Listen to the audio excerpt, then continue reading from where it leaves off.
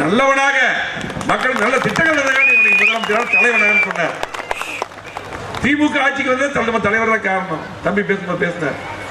ஆகவே இன்னைக்கு பாத்தீங்கன்னா இன்னைக்கு விஜய் தன்னுடைய சொந்த கட்சிக்காரர் வர்றாங்க, கரூர் போறார், 41 பேர் செத்து விழுகிறாங்க.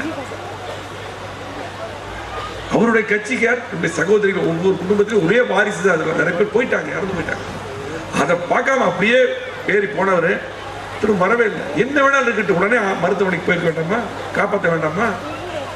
நிறைய பேர் உயிருக்கு போராட்டத்தை போய் பார்க்கணும்ல. எப்படி ஏத்துக்க முடியும்? எனக்கு வந்து நடிகர் விஜய் நண்பர், அது வேற. ஒரு படம் வந்து ரிலீஸ் பண்ண முடியல, நான் தான் வந்து எடப்பாடியார் கூட்டு பண்ண முதலமைச்சர் கூட்டி போய் கார்ல கூட்டி போய் வீட்டுக்கு வந்து கூட்டு போய் படம் ரிலீஸ் பண்ணி கொடுத்தது, அது வேற, அது தனி. ஆனால் மக்களுக்கு இன்னைக்கு தலைவன் சொல்லிட்டு வரும்பொழுது மக்கள் உயிரினை காப்பாற்றணும். சொந்த கட்சிக்காரன் இன்னைக்கு பார்க்கல, எப்படி சரியா இருக்கும்? ஆகவே சிந்தித்து பாருங்க. யாருக்கு ஓட்டு போட்டாலும் அது செல்லாத ஓட்டு நாளைக்கு நமக்கு பெரிய ஆபத்தா முடிஞ்சிடும்.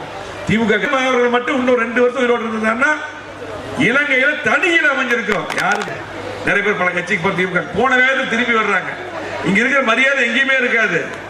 பாக்குறதுக்கு அப்படியே சோக்க ஒரே நாள் மாப்பிள்ளையாக்கி அனுப்பிடுவாங்க. இன்னைக்கு நிறைய பேர் புதுசாக ஆரம்பிச்ச விஜய் கட்சிக்கு போடும்போது திரும்ப வர்றதுக்கு ரெடியா இருக்காங்க. பேர் சொல்ல விரும்பல, மரியாதையை திரும்ப கொடுத்து அதே பதவி கொடுத்து வந்துடுறேன்னு பேசுறாங்க. அப்படிதான் சூழ்நிலை. ஆகவே இந்த